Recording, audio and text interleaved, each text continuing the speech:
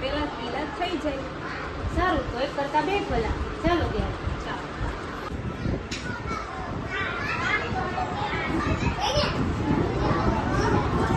શું પ્રોબ્લેમ થશે?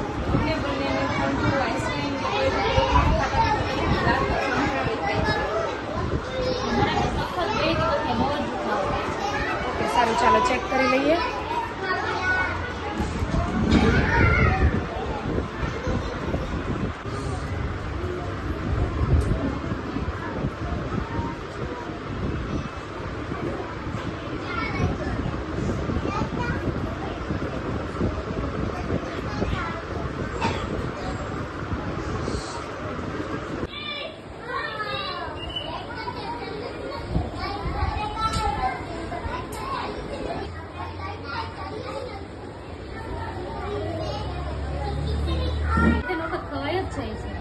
અને ચોકલેટ તો મને ચોકલેટ ખાય જ છો.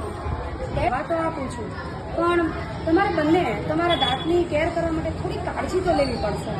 એનીહાઉ prevention is better than cure. તો હવે તમે લોકો બહારનું જંક ફૂડ છે ને એ થોડુંક ઓછું ખાજો. સવારે ઉઠીને અને રાત્રે સૂતા પહેલા કરે છે અને જમ્સ થાય પછી એ આપણા હાથની વાત નથી રહેતી.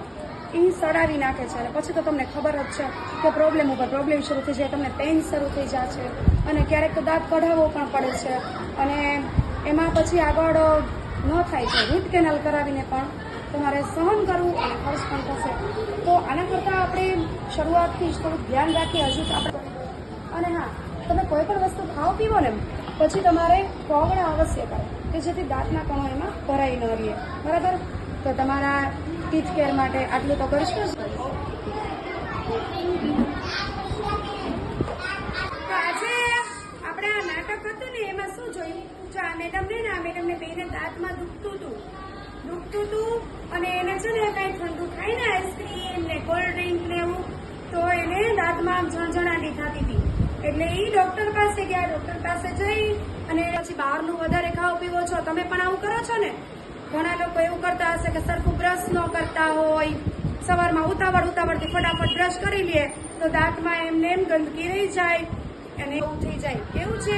દાંત પડી ગયા છે ને પછી તમે અહીંથી કઈ ચાવી શકશો નહીં. તો આપણે આવું ન થાય એટલા માટે સરસ રીતે બ્રશ કરવું જોઈએ. તો જો આવા સરસ દાંત લાગે છે ને એકદમ વ્હાઈટ અને બીજું સવારે તો તમે બ્રશ કરો તો એ અંદર એમને એમ રહે, રાતે પછી તમે સૂઈ જાઓ તો આ બધું અંદર જઈને સડી જાય પછી દાંત સડે, દાંતમાં જમ્સ થાય, કેવિટીઝ થઈ જાય અને પછી દાંત સડી જાય એટલે એને તોડી નાખવો પડે અથવા રૂટ કેનાલ કરાવવું પડે.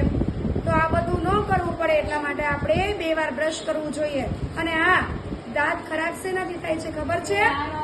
ફૂડ ને પીઝા ને બર્ગર ને બધું ચીઝ વાળું ખાવ ને એનાથી દાંતમાં કેવિટીઝ થાય, જમ્સ થાય. તો આવું બધું બહારનું ઓછું ખાવાનું. એમ નથી કહેતી નહીં ખાઓ, પણ મહિનામાં એકાદી વાર ખાઓ, બહુ વારંવાર ખાવાનું નહીં. પછી તમે ચોકલેટ દિવસમાં ઘણાને મન થાય તો ખાઈ લે છે તો ચોકલેટથી દાંત ખરાબ થાય. પછી તમે કોલ્ડ ડ્રિંક પીવો છો ને, થમ્સઅપ ને કોક ને એ બધું, તો એ વારંવાર નહીં પીવાનું, કોક જ વાર પીવાનું, એનાથી પણ દાંત ખરાબ થાય. તો હવેથી બહારનું junk food, ice cream, chocolate, cold drinks એવું નહીં ખાઓ ને. ખાજો પણ થોડું ક્યારેક. ઓકે?